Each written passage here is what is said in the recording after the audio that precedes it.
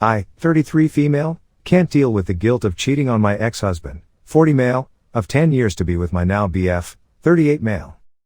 Uncle stole my N64 from my cousin. Refused to return it till my dad threatened to call the police. Before we get started, make sure to subscribe so you will never miss a video. So let's get started. I, 33 female, can't deal with the guilt of cheating on my ex-husband, 40 male, of 10 years to be with my now BF, 38 male. I met my ex-husband 12 years ago and we married shortly after.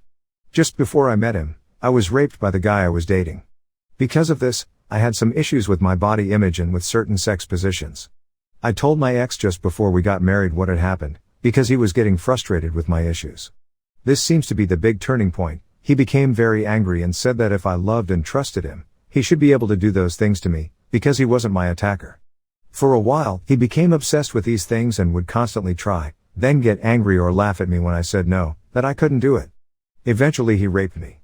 The relationship spiraled downwards. I was isolated from family and friends, was taunted when I went grocery shopping, was told I was unable to show love and that I was ungrateful for everything he did for me. My self-esteem hit the floor and I hated myself and my life. Enter Jonah. 3 years ago, I met Jonah through work. To begin with, we were just friends. Then one day he overheard a phone call between me and my ex, and started to ask questions. I confided in him and I guess it started an emotional affair, though at that point nothing physical happened. Things became worse at home and my husband decided I should quit my job because he didn't approve of my colleagues. Jonah tried to convince me to leave him, but I didn't have the strength. I figured I'd made my bed and I should lie in it. Then Jonah and I had to travel to the city for work. Jonah was staying over, but I wasn't allowed to do overnight trips so would be commuting. Basically, Jonah and I ended up sleeping together. I cheated on my husband with him. Which was terrible, I know. It's the worst thing I'd ever done, but it didn't stop me entering into an affair with Jonah. I fell in love with him and he made me feel like a human being again. Eventually, after my ex pushed me into a door and split my lip, I found the strength to leave. It would never have happened if I'd not met Jonah. I divorced my husband and moved in with Jonah. I love this man more than I knew it was possible to love someone and he loves me. He wants to marry me. But I can't get over how we started our relationship. I feel like the worst person in the world. I hate myself for cheating and I hate that my relationship with Jonah is built on a foundation of lies and deceit. It feels tainted and it makes me feel cheap and worthless. How do I get past this? I know I'll be downvoted to hell because I cheated, but I genuinely don't know how to move forwards. I don't mean to sound flippant, but what's done is done. I can't undo the cheating, though I wish I could. Is this just my punishment? Is this what I deserve for being unfaithful? Uncle stole my N64 from my cousin. Refused to return it till my dad threatened to call the police. This happened back in 1999 and a similar story reminded me of it. My uncle was always a piece of work, and not just a blatant thief at times, but a major cheapskate to boot. When I was 13 back in 1999 I got a brand new N64 for my birthday with some used cartridges of both Mario 64 and Mario Kart to go with it. My cousin, who was a complete at the time brat, was all over it the next time he came to visit. The kid really wasn't so bad.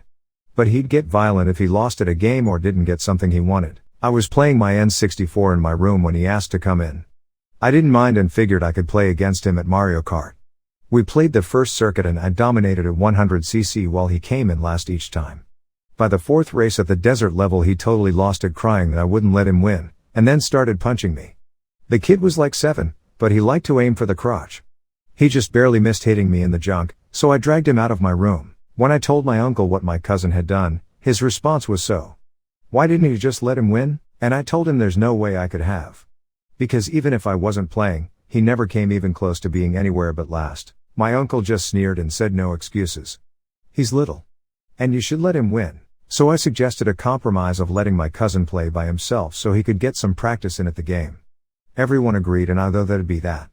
But even when I set it to 50cc my little cousin couldn't do any better than 6th place on any race. He went ape while playing Toad's Turnpike and threw the controller against the wall. I was mad, but tried to stay patient with him by saying he just needed some more practice. Little cousin said he couldn't practice because he didn't have an N64 at home because his dad won't buy him one. I said I was sorry about that and decided it was time to shut the game off because I didn't want to risk something getting broken. My little cousin went crying to his dad that he wanted an N64. And he just told him they didn't have the money. Yet uncle was buying things like beer, cigarettes and lottery tickets almost daily. So I figured that was it. And they left not long later. But the next time I went back to my room I noticed that my N64 was gone. I immediately called my parents. My dad was furious, and my mom tried to make excuses for her brother because he was a single father. But my dad packed us all into his old station wagon and we drove to my uncle's house. My dad pounded on my uncle's door until he finally opened it. Inside we could easily hear little cousin playing my Mario Kart game. My dad demanded they return the games and console immediately. My uncle actually denied having it till we pointed out we could hear it. After which he just slammed the door in our faces. My father pounded on the door again and threatened to call the police if he didn't return the N64, and then yelled that he still had the receipts, so police could tell it was mine. That's when the N64 stopped playing and I heard little cousin start screaming. My uncle came out with the N64, the 2 games, cords, and both controllers in a plastic bag and practically shoved it in my hands. Then slammed his door shut again. Little cousin was still screaming and trying to open the door. But my uncle wouldn't let him out. I checked everything in the car and one of the controller's joysticks had actually been broken.